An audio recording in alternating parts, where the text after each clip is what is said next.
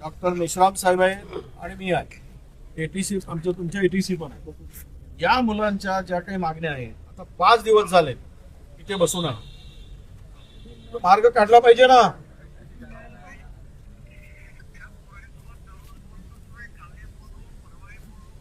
मी speaker phone सुरू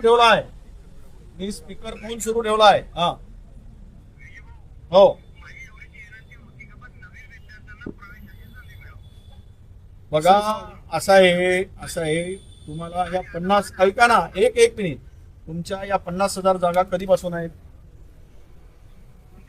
या 50,000 ची तुमची कॅपॅसिटी आहे हॉस्टेल आणि आपल्याला स्वयं योजनेसाठी. कधीपासून आहे 50,000? किती वर्षापासून लागू आहे?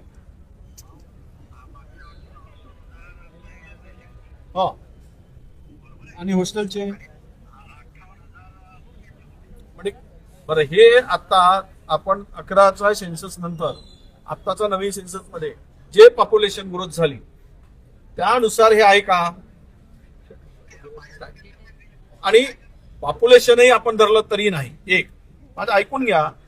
दुसरी गोष्ट की जास्त लोक शिकले, जास्त डिग्र्या घेतले आदिवासी मुलांनी, तर सरकारला त्याला सपोर्ट करायला पाहिजे. त्याला बंधनं घालायची काय गरज आहे? 30 वर्षाचा पीएचडी करावी आणि त्यांनी काय 40 वर्षापर्यंत पीएचडी करू नये आणि दुसरी पीएचडी नाही करावी आणि दोनदा दुसऱ्या विषयात पीएचडी करू नये एका विषयात झाल्यानंतर.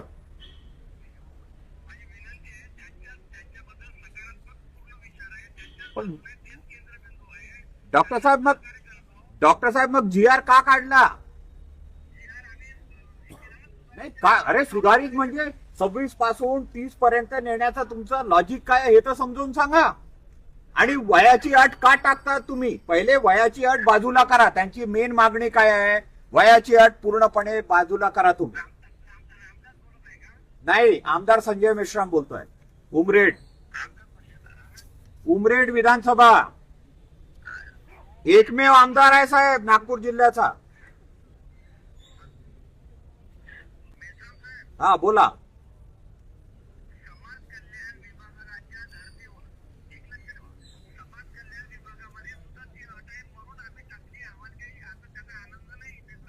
नाही पण तुम्ही बघा, कोणी शेण खाल्लं म्हणजे आपणही शेण खायचं असं काही आहे का?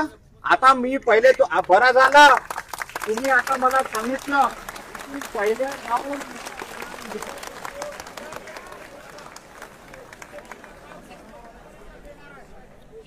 म्हणजे रोहित रेमुल्लाच्या मृत्यूनंतर हा विषय पूर्णपणे आम्ही घ्यायला पाहिजेत. आता तुम्हाला नाही धारेवर धरलं साहेब. बघा मग आमच्या लोकांना आणि शिरसाट साहेबांना तर तुम्ही बघून घ्याल. काय नाही, पहिले इथली अट दूर करा आणि जे आपल्या समाज कल्याणची अट मी दूर केल्याशिवाय राहणार नाही. नाही तर साल्याला आमरण उपोषणावर बसेन मी. तुम्ही आता हिवाळी अधिवेशनामध्ये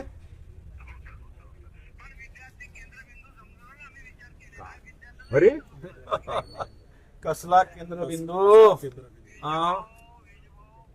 नाही समाज कल्याणच्या निधीमध्ये आता यावर तुम्ही सगळ्यांना ते जे बसलेत उपोषण यांच्या 3-4च प्रमुख गोष्टी आहेत.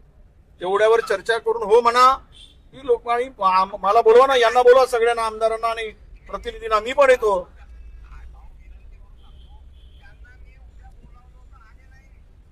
हो, इथे मोबाईलवर बोला तुम्ही की आम्ही हे प्रश्न सोडवतो. घेतली नाही तर आपण दोघेही व्यक्ती या ठिकाणी, एक विरोधी पक्षाचे नेते आणि एक आपल्या समाजातील वरिष्ठ आमदार पीएससीचे मेंबर ते या ठिकाणी उपस्थित आहेत. सर, आम्ही जीआरच्या किंवा या नियमावलीच्या संदर्भात नंतर बोलू. आधी या 3 लोकांचे राजीनामे घेऊ.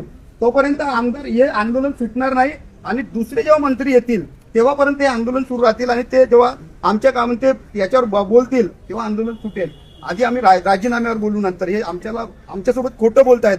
मॅडम इथे उपस्थित आहेत. आम्ही त्यांना बोललो की आम्ही भेटायला येतो. त्यांचं एक म्हणणं होतं की तुम्ही आंदोलन सोडा. आम्ही यापूर्वी याचा विचार केलेला.